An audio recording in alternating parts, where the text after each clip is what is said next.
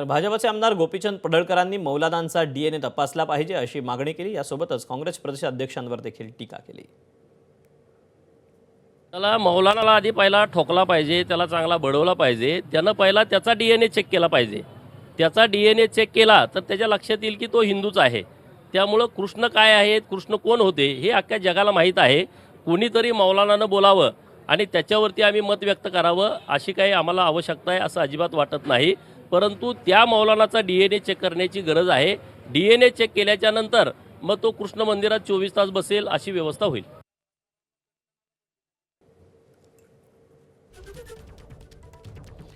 आता मौलानांच्या वक्तव्यानंतर वेगवेगळ्या प्रतिक्रिया उमटू लागलेल्या आहेत।